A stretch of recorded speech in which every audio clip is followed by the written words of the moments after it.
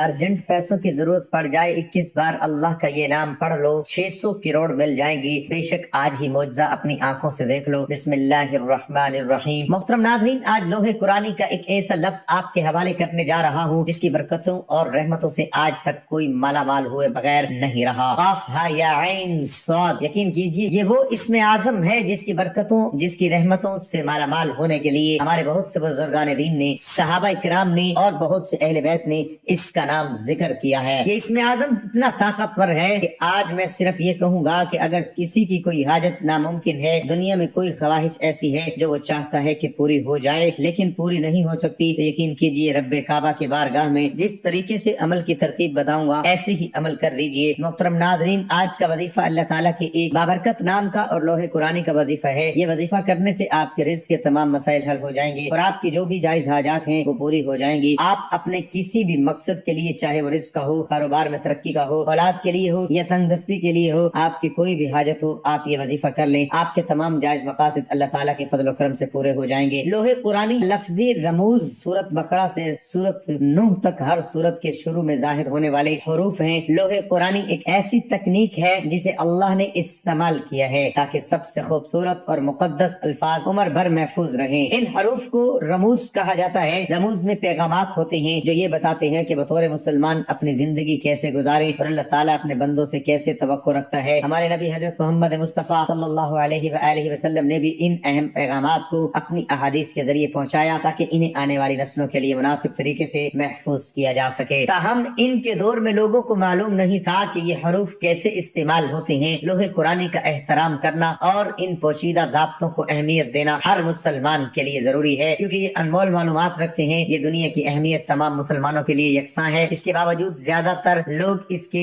الفاظ کے پیچھے اصل معنی نہیں جانتے ہیں۔ یہ بالکل ٹھیک ہے، اس سے ان پر کوئی فرق نہیں پڑتا، کیونکہ یہ دعا ان کی زندگی میں اتنی ہی ضروری ہے جتنا کہ اگر وہ جان لیتے کہ اس کا کیا مطلب ہے۔ یہ خاص حجت ترجمہ دعا عموماً دیواروں پر لٹکی ہوئی یا گاڑی کے شیشوں سے جھولتی ہوئی پائی جاتی ہے، اور اس سے یہ ظاہر ہوتا ہے کہ لوگ لوح قرآنی محافظ کی حقیقی اہمیت کا کتنا احترام کرتے ہیں۔ مسلمان پختہ یقین رکھتے ہیں کہ لوح قرآنی کی تلاوت بہت سے فوائد کے ساتھ آتی ہے۔ اس کے بہت سے فائدے ہیں جن کے بارے میں ہر انسان نہیں جانتا، تاہم مسلمان پختہ یقین رکھتے ہیں کہ لوح قرآنی کی تلاوت سے انہیں دنیا اور آخرت میں فائدہ ہوگا۔ نمبر 1، صبح کی تلاوت۔ مسلمانوں کا عقیدہ ہے کہ صبح سویرے لوح قرآنی پڑھنا ہے۔ جو اس کو دین کے اوائل میں پڑھتا ہے اس کا سارا دن بابرکت نتیجہ خیز دن ہوگا۔ ہمارے کاموں کے ناکام ہونے کا امکان کم ہوتا ہے اور ہم اپنے شیڈول کے مطابق ہر چیز کو آسانی سے پورا کر سکتے ہیں۔ اس کی وجہ سے بہت سے مسلمان روزانہ صبح اپنے جاگنے کے اوقات میں کام شروع کرنے یا اسکول یا کسی اور جگہ جانے سے پہلے لوح قرآنی پڑھتے ہیں۔ لوح قرآنی کی تلاوت ہدایات اور کامیابی کے لیے مشہور ہے، تاہم تقریباً تمام لوگ کامیابی کی تلاش میں ہیں، چاہے وہ اپنی پیشہ ورانہ یا ذاتی زندگی میں ہوں۔ بہت سے مشروع مذہبی طریقے ہیں جن کے ذریعے انسان اسے حاصل کر سکتا ہے۔ ایسا ہی ایک طریقہ صبح کے وقت تلاوت قرآن ہے۔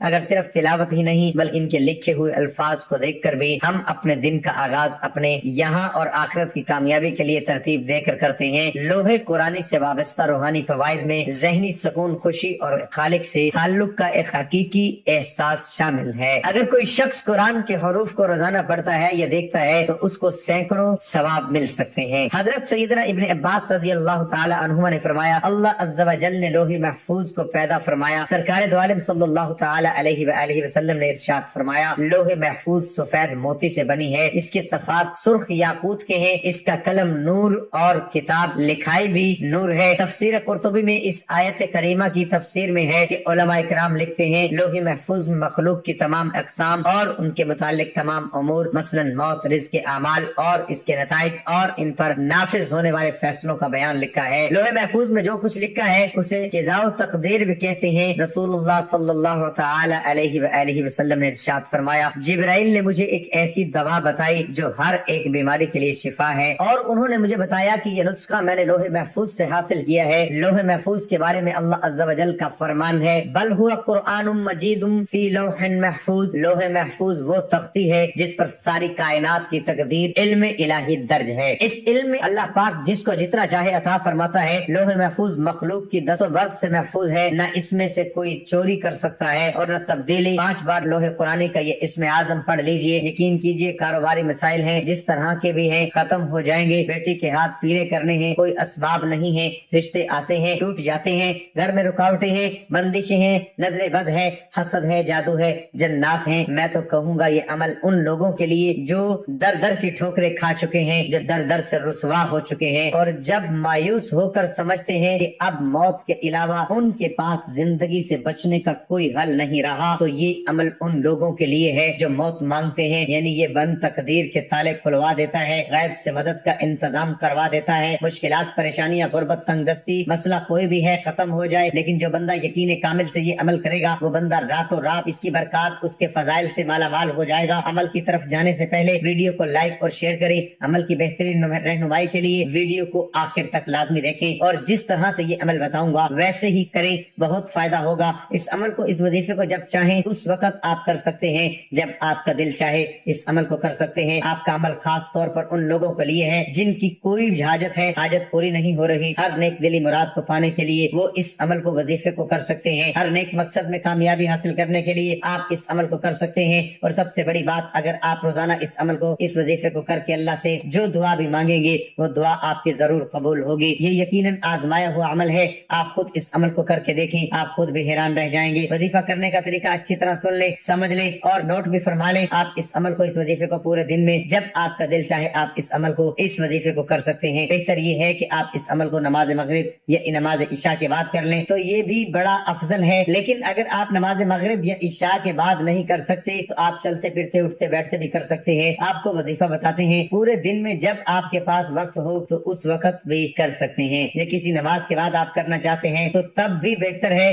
سب سے پہلے آپ نے حضور پاک صلی اللہ علیہ وآلہ وسلم کی ذات اقدس پر درود پاک کا نذرانہ پیش کرنا ہے۔ آج کے اس وظیفے میں میں آپ کو جو اذکار جو بیان کرنے جا رہا ہوں، یہ غم و پریشانی، دکھ و تکلیف، بیماریوں اور گناہوں کے خلاف ایک بہترین اور کارگر ہتھیار ہے۔ پہلا ذکر رسول اللہ صلی اللہ علیہ وآلہ وسلم پر درود بھیجنا، دین میں اس کا زیادہ اہتمام کرتے رہیں، حتیٰ کہ دن کے اختتام پر آپ بہت زیادہ درود پڑھنے والے ہوں۔ سیدنا ابو طلحہ رضی اللہ تعالی عنہ سے منقول ہے کہ رسول اللہ صلی اللہ علیہ وآلہ وسلم ایک دن تشریف لائے، جبکہ آپ صلی اللہ علیہ وآلہ وسلم کے چہرے انور پر سرور جھلک رہا تھا۔ ہم نے کہا آپ کے چہرے اقدس پر خوشی کے آثار دیکھ رہے ہیں۔ آپ صلی اللہ علیہ وآلہ وسلم نے فرمایا، میرے پاس ایک فرشتہ آیا اور اس نے کہا، اے محمد صلی اللہ علیہ وآلہ وسلم، آپ کا رب تعالیٰ فرماتا ہے، کیا آپ کو یہ بات پسند نہیں کہ جو شخص بھی آپ پر درود پڑے گا میں اس پر 10 دفعہ رحمت کروں گا، اور جو بھی آپ پر سلام کہے گا میں اس پر 10 بار سلام نازل کروں گا۔ دوسرا ذکر کثرت سے استغفار کرنا، اپنے فارغ اوقات میں اللہ کی توفیق سے استغفر اللہ کا ورد کرتے رہیں۔ سیدنا ابو موسیٰ رضی اللہ عنہ سے مروی ہے، کہتے ہیں کہ رسول اللہ صلی اللہ علیہ وآلہ وسلم آئے،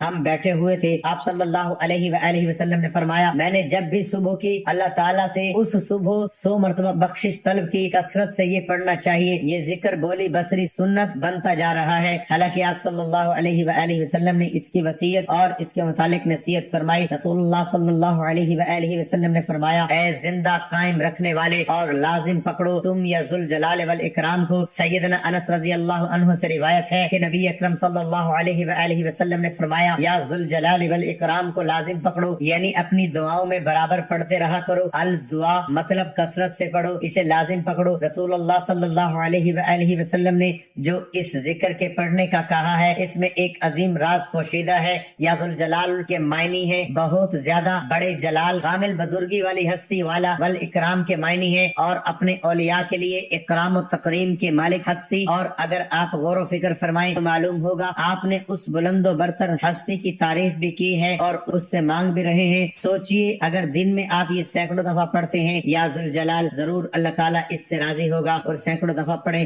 والاکرام، وہ آپ کی حاجات جانتا ہے، وہ ضرور عطا فرمائے گا۔ آپ نے اس عمل کے ساتھ 2 رکعت نفل صلاۃ الحاجات کے پڑھنے ہیں، جس کی نسبت محمد مصطفیٰ صلی اللہ علیہ وآلہ وسلم کے ساتھ ہے۔ پڑھنے کیسے ہیں؟ آپ نے کسی بھی وقت 2 نفل صلاۃ الحاجات کے پڑھنے ہیں، اس وقت کو نکال کر جب سجدہ ممکن نہیں ہے، کسی بھی وقت 2 رکعت نفل صلاۃ الحاجات کے پڑھیں۔ پہلی رکعت میں سورۃ فاتحہ کے بعد 3 مرتبہ سورۃ اخلاص پڑھیں، دوسری رکعت میں سورۃ فاتحہ کے بعد 3 ہی مرتبہ سورۃ اخلاص پڑھیں، سلام پھیرتے ہی سجدے میں چلے جائیں، سجدے میں جا کر 21 مرتبہ آپ نے یا ذوالجلال والاکرام، یا ذوالجلال والاکرام، یا ذوالجلال والاکرام پڑھنا ہے، صرف اور صرف 21 مرتبہ۔ جو بندہ اس ترتیب سے عمل کرتا آئے گا، یہ 2 رکعت نفل صلاۃ الحاجات کے اور سجدے میں یا ذوالجلال والاکرام کا پڑھنا راتوں رات زندگی بدل دیتا ہے۔ یا ذوالجلال والاکرام عظمت اور بزرگی والا، اسماء الحسنہ میں سے ایک نام ہے، یہ اللہ تعالیٰ کے مخصوص صفت ہے، چنانچہ یہ ذوالجلال والاکرام صرف اسی کو کہا جاتا ہے، دوسروں کے لیے استعمال نہیں کیا جا سکتا۔ اللہ تعالیٰ غلبہ و بزرگی والا ہے اور اپنے غیر سے مستغنی ہے، بے پرواہ ہے۔ یا تو یہ صفت الہی ہے، جو لوگ اپنی زندگی کو فوری طور پر بہتر بنانا چاہتے ہیں، جو لوگ چاہتے ہیں کہ ان کی بے روزگاری ختم ہو جائے، فوری طور پر ان کی مشکلات پریشانیوں کا حل ہو نکل آئے، بیماریوں سے جان چھوٹ جائے، غربت تنگ دستی ختم ہو جائے، 2 رکعت نفل صلاۃ الحاجات کی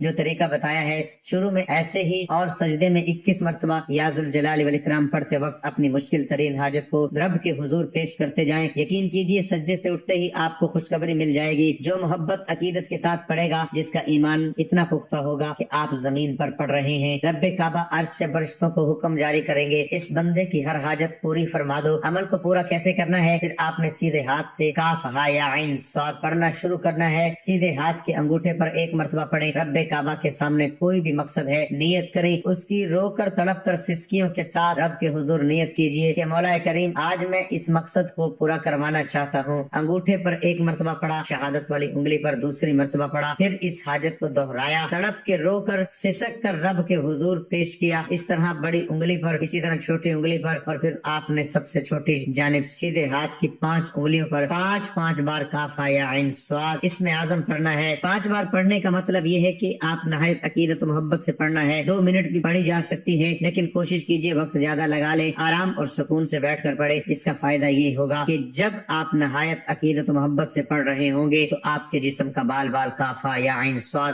تلاوت کر رہا ہوگا، آپ کے دل کی دھڑکن کاف یا عین صاد سے جم رہی ہو۔ جب آپ کے اوپر ایک ایسا وجد طاری ہو جائے گا کہ 5 بار یہ اسم اعظم اس عقیدت و محبت سے آپ پڑھیں گے تو عرش ہل جاتا ہے۔ جب رب کو کوئی تڑپ کر پکارتا ہے، عرش سے فیصلے ہوتے ہیں، پھر رب کعبہ فرشتوں سے پوچھتے ہیں نظر تو مارو یہ بندہ کون ہے جو اتنی تڑپ سے مانگ رہا ہے۔ فرشتوں کو حکم جاری ہوتا ہے آج یہ بندہ جس مقصد کے لیے، جس حاجت کے لیے نیت کر کے بیٹھا ہے، اس کی تمام حاجتیں، تمام مرادیں، تمام منتیں پوری فرما دو، اس کی خالی جولی کو اتنا مالا مال فرماؤ کہ اتنی نسلیں آباد ہو جائیں۔ یہ عمل ہر مشکل، ہر پریشانی کے لیے کیا جا سکتا ہے، بیماری کے لیے، بے روزگاری کے لیے، کاروباری مسائل کے لیے۔ جو مانگتا ہے، مانگنا چاہے مانگ لیجئے، طلاق کی نوبتیں ختم ہو جاتی ہیں۔ یاد رکھیے کامل یقین اس عمل کی شرط ہے، اور اپنے ماں باپ کی عزت کیجیے۔